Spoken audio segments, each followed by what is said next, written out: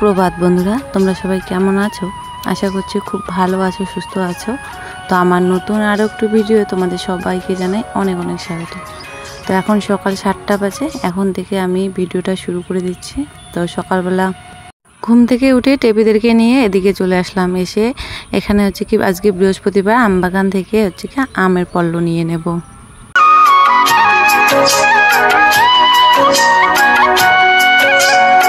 তো বন্ধুরা, তোমাদের কাছে অনুরোধ রইল পুরো ভিডিওটা সঙ্গে থাকার জন্য। আর ভিডিওটি কেমন লাগলো অবশ্যই কিন্তু দেখে তারপর কমেন্ট করে বলবে। তো দেখো আমের পল্ল নিয়ে আসলাম, নিয়ে এসে পিছনে চলে এসেছি কলার নিচ পাতা তোলার জন্য। আজকে যেহেতু বৃহস্পতিবার লক্ষ্মী পূজা করতে লাগবে, তো ঘুম থেকে উঠে আগে যা সমস্ত কিছু লাগে পূজার সব কিছু রেডি করে নিচ্ছি।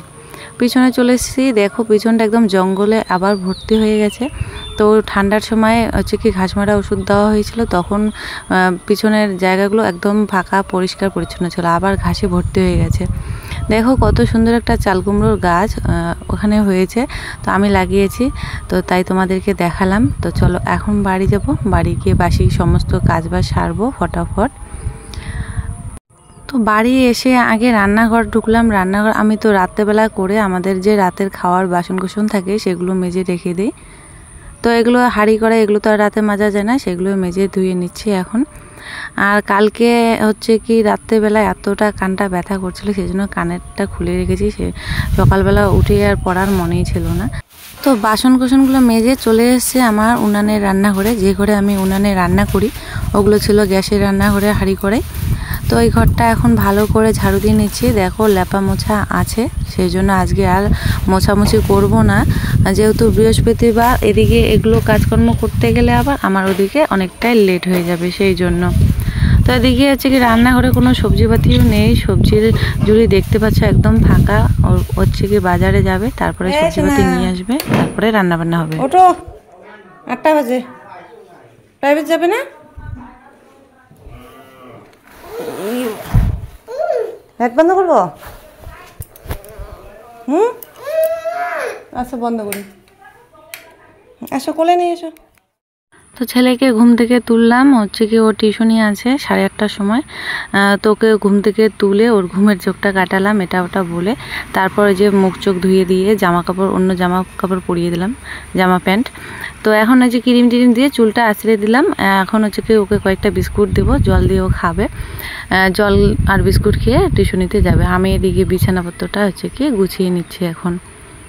তো অনেক দিন ধরে ভিডিও শেয়ার করা হয় না, মনটাও ভালো নেই। তো ভাবছি যে একদম ছোট ছোট করে মানে তোমাদের সঙ্গে এখন থেকে রোজ দিনের ভিডিও ছাড়বো, বেশি বড় না, এই 8 মিনিট 9 মিনিট কি 10 মিনিটের ভিডিও তোমাদের সঙ্গে শেয়ার করব।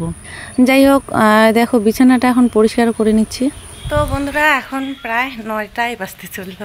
তো সকালে কাজকর্ম করতে মিলতে দেবাকে যে ঘুম থেকে কতক্ষণ ডাকতে ডাকতে তারপরে তুললাম, তারপরে তুলে ওকে রেডি টেডি করিয়ে টিউশনিতে পাঠিয়ে দিয়ে আমি এদিকে কাজকর্ম সারলাম, করে যে স্নান করে চলে আসলাম। তো আজকে বৃহস্পতিবার, সেই জন্য পূজা করতে একটু দেরি হবে। তো পূজা করে নেই, তারপর তোমাদের সঙ্গে দেখা হচ্ছে। পূজা করে তারপরে রান্নাবান্না করবো। বাজারে বলছি, ঘরে রান্নাঘরে কোনো বাজার খরচা নেই, তো ও বাজারে গেছে, বাজার থেকে সব কিছু হচ্ছে কি নিয়ে আসবে রান্নার জিনিস, তারপরে আর কি রান্না হবে সেটা তোমাদের সঙ্গে শেয়ার করব। তো ঘরটা তুলে নিলাম, এখন ফুল তুলবো কিছু, আর আমের পল্ল টল্ল সব কিছু রেডি করে নিয়েছে। ফটাফট পুজোটা সেরে নেই, দেখতে থাকো। তো দেখো ফুল গাছটায় কত সুন্দর ফুল ফুটেছে। তো আমরা এই ফুলটার নাম জানি হচ্ছে নয়নতারা। তো নয়নতারা ফুল কয়েকটা তুলে নেবো, এখানে কড়ি ফুল কিছুটা তোলা আছে। তো তোমরা এই ফুলটা কী নামে চেনো বা কী নামে জানো একটু কমেন্ট করে বলবে। তো আমরা তো নয়নতারা নামেই জানি, অন্য জায়গায় হয়তো অন্য নাম হিসাবে চেনে, সেই জন্য তোমাদেরকে বললাম। দেখো ছোট্ট একটা গাছে কত সুন্দর ফুল ধরেছে।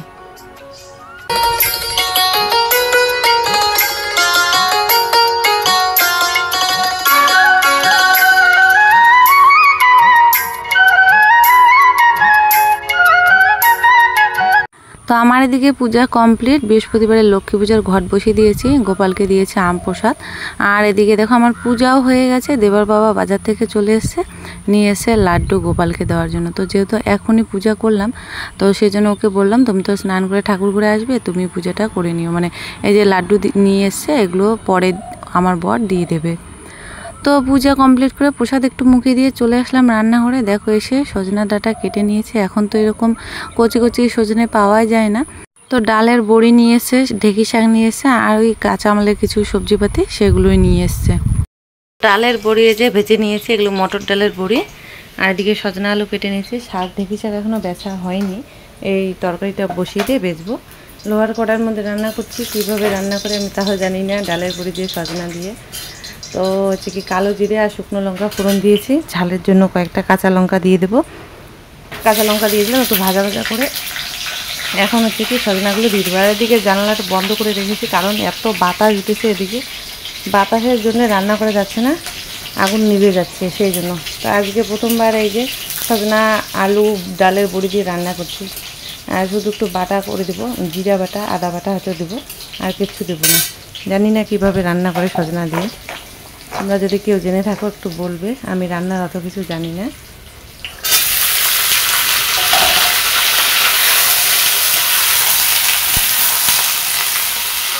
তো ওদিকে হচ্ছে কি সজনের তরকারিটা বসিয়ে দিয়ে আমি বসে পড়লাম শাক বেচার জন্য। টিফিন বাটি দেখতে পাচ্ছ সামনের চেয়ারে। তো পাঁপড় ভাজা করে রেখেছি, সেখানে দিয়েছি। আর এদিকে দেখো ওই পাশের জানালাটা তো বন্ধ করে রেখেছি। ধোয়ার চোটে আর থাকতে পারছি না, বারবার আগুনটা নিভে যাচ্ছে কেন জানি না, এত বাতাস।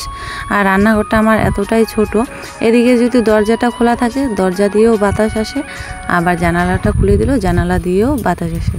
তো কোনো রকমের জালটা যে ধরিয়ে নিলাম, আগুন এখন ভালোভাবে উঠছে। এখন ডালটা ফোড়ন দিয়ে নিলাম। আজকে বেশি কিছু রান্না হবে না, ঢেঁকি শাক ভাজা, পাঁপড় ভাজা, হালকা করে মানে পাতলা করে মুসুর ডাল, আর হচ্ছে কি সজনে দিয়ে ডালের বড়ি।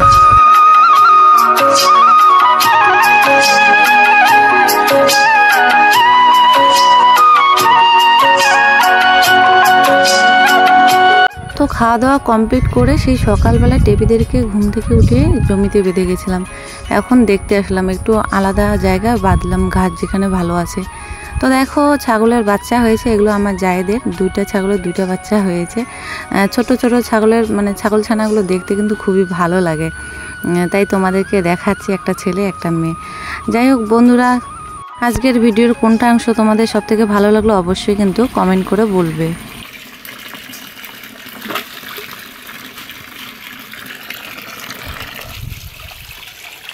তো বাড়ি এসে জামা কাপড় ছিল সেগুলো ধুয়ে দিলাম, বেশ রোদ উঠেছে। আর আজকে সারাদিনে এতটা হাওয়া ছিল, বাড়ির মানে উঠানের মধ্যে পাতায় ভর্তি হয়ে গেছে।